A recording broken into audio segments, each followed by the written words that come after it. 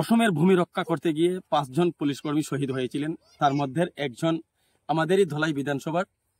বর্তমান সময়ে আমরা তার যে সমাধিস্থল, সেই সমাধিস্থলে রয়েছি। তো এখানে যারা উপস্থিত সকলে কিন্তু এক একজন সংবাদকর্মী, অনেকজন সেদিনের ঘটনায় সেই জায়গাতে গ্রাউন্ড জিরোতে ছিলেন। অনেকটা স্মৃতি অনেকেরই তাজা, তার মধ্যে আমিও একজন।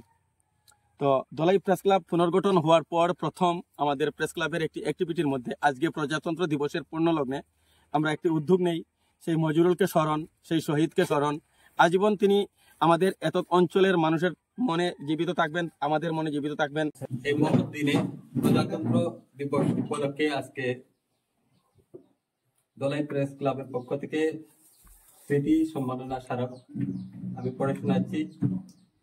হে শহীদ, লৌহ প্রণাম। দেশ মাতৃকার সেবায় জীবন উৎসর্গ করা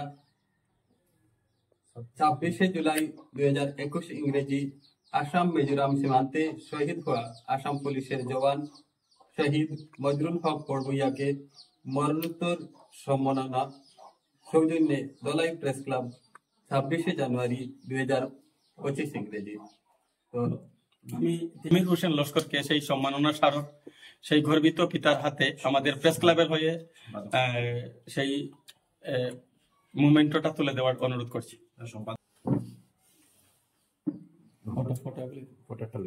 থাকবেন সমস্ত রাজ্যবাসীর মনে, তিনি থাকবেন সমস্ত দেশবাসীর মনে। তো যাতে তাকে আমরা ভুলে না যাই। আজ 4র্থ বৎসর একে একে আমরা ভুলতে বসি, আমরা মানুষ, আমরা ভুলে যাওয়া জাত। যাতে তাকে আমরা না ভুলে যাই, সেই স্মৃতিকে মানুষের মধ্যে সজাগ করে রাখা একটা উদ্যোগ আমরা মনে করি। তো আজ এখানে আমরা মজরুলের পরিবারে পৌঁছাই সমস্ত সাংবাদিক। এখানে সেই গর্বিত বাবা যিনি আমাদের মধ্যে উপস্থিত রয়েছেন, আমরা ওনাকে সান্ত্বনা সামান্যটুকু যেটুকু আমরা সম্ভব সেটুকু সান্ত্বনা দেওয়ার চেষ্টা করেছি। আমরা মজরুলের স্মৃতিতে একটি মোমেন্টও বানিয়ে দিয়েছি। আমাদের প্রয়াস থাকবে আমরা বৎসর যাতে তার যে স্মৃতিচারণ সেটা আমরা করতে পারি। তো ঠিক এ সময়ে এখানে আমাদের অনেকজন সাংবাদিক বন্ধু এখানে আছেন। সেদিনের ঘটনায় চাক্ষুষ করা সেদিনের স্মৃতি মনে থাকা একজন সাংবাদিক বন্ধু আমির হোসেন। আমরা সর্বপ্রথম এখানে বন্ধুবর সাংবাদিক আমির হোসেনের কাছ থেকে 2-1টি শব্দ খুব সংক্ষেপে শোনার চেষ্টা করব।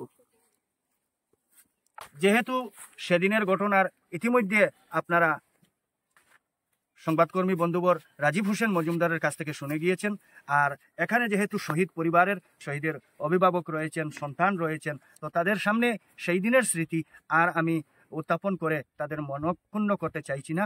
এখন আমরা শহীদ মাজারুল হক বড়ভূঁইয়ার কবরস্থানের সম্মুখে দাঁড়িয়ে আছি।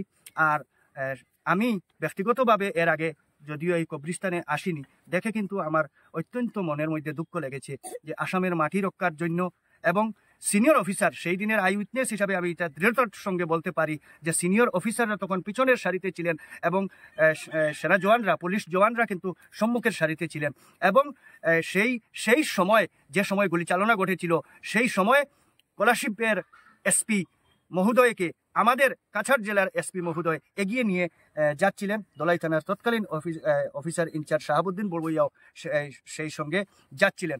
তো যেই মুহূর্তে তাদের বাংকারে গিয়ে কোলাশিপ থানার এসপি পৌঁছেছেন, আর আমাদের কাছাড় জেলার এসপি এবং ধলাই থানার অফিসার ইনচার্জ রিটার্ন করছেন আমাদের বাংকারে, সেই সময়ই গুলিচালনার ঘটনা ঘটেছিল। সেই মুহূর্তে যদি আমাদের 5 জন যে পুলিশ কর্মী শহীদ হয়েছেন তারা তাদের প্রাণ বিসর্জন না দিতেন, তাহলে সম্ভবত সেই দিন যে কি আরো অনেক বেশি মৃত্যুমুখে পতিত হতেন। আমাদের এসপি, আমাদের ধলাই থানার অফিসার ইনচার্জ শাহাবুদ্দিন বড়ভূঁইয়া যদিও গুলিবিদ্ধ হয়েছিলেন কিন্তু প্রাণ বিসর্জন দেননি, শহীদ হননি, কিন্তু সেই সময় ওনারাও হয়তো মৃত্যুমুখে পতিত হতেন।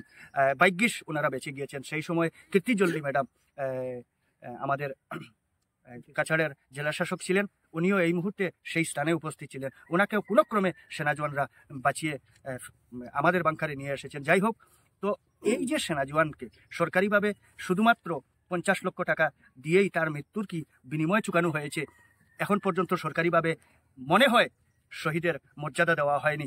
আমাদের ধলাই প্রেস ক্লাবের পক্ষ থেকে আজকে জোরালোভাবে দাবি উত্থাপন করছি আমরা সরকারের কাছে যে শহীদ মাজারুল হক বড়ভূঁইয়াই শুধুমাত্র নয়, 26 জুলাই 2021 ইংরেজিতে আসাম মিজোরাম বর্ডারে যে 5 জন পুলিশ কর্মী শহীদ হয়েছিলেন তাদেরকে শহীদের পূর্ণ মর্যাদা দেওয়া হোক সরকারিভাবে, এবং শহীদ ডিক্লেয়ার করা হোক।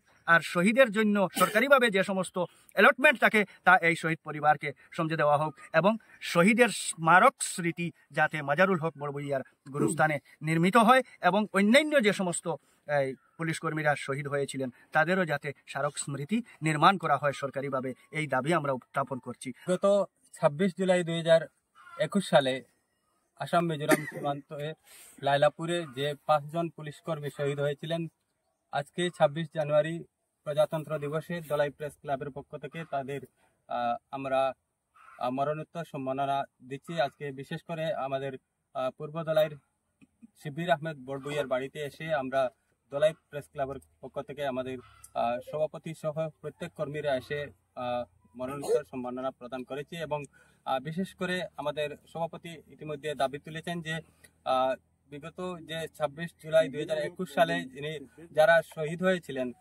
তাদের শহীদ সরকারিভাবে ঘোষণা করা হয়নি। সে বিষয়ে আমরা আগামী দিনে কাছাড়ের জেলা শাসকের কাছে এবং মাননীয় এসপি মহাশয়ের কাছে আমরা একটি স্মারকপত্র প্রদান করব, যাতে ওনাদেরকে শহীদ সরকারিভাবে ঘোষণা করা হয় এবং তাদের স্মৃতি রক্ষার্থে যাতে একটি স্মারক সমাধি তৈরি করা হয়, তার আমরা জোরালো দাবি রাখছি। ফুল তো ঝরে যায়, থাকে তার বুটাটি, আর মানুষ মরে যায়, থাকে শুধু স্মৃতিটি। এই কথাটি আমরা জানি, কিন্তু আমরা যে আজকে যে স্মৃতিচারণ করতে এসেছি আজকের দিনে, একটা কথা আছে, জননী জন্মভূমিষ্ঠ স্বর্গাদপি গরীয়সী। এই জন্মভূমি হলো স্বর্গের চেয়েও মহান, স্বর্গের থেকেও গরিমাময়। আর সেই জন্মভূমি এই আসামের মাটি রক্ষা করতে গিয়ে আমাদের একজন আমরা আমাদের পাঁচজন পুলিশ জওয়ান শহীদ হয়েছে আসাম মিজোরাম সীমান্তে। আর তারা যে শহীদ হয়েছে সে শহীদ আমরা মেনে নিলেও সরকারিভাবে এখন অবধি তাদেরকে শহীদ ঘোষণা করা হয়নি। তাই আমি মনে করি আজকে ৭৬তম প্রজাতন্ত্র দিবসে আমরা তাদের বাড়িতে এসেছি, তাদেরকে সম্মান জানিয়েছি, তাদের সমগ্র পরিবারকে আমরা এই একটা সম্মাননা প্রদর্শন করেছি শুধু এই স্মৃতিটা রক্ষার জন্য। তাকে আমরা স্মরণ করছি আজকের দিনে। স্মরণ করলে হবে না, সেটা আমরা চিরদিনে ওকে আমরা স্মরণ রাখবো। যারা আসামবাসী আছে এরা গর্ববোধ করছে, কারণ আজকে আমরা বেঁচে আছি।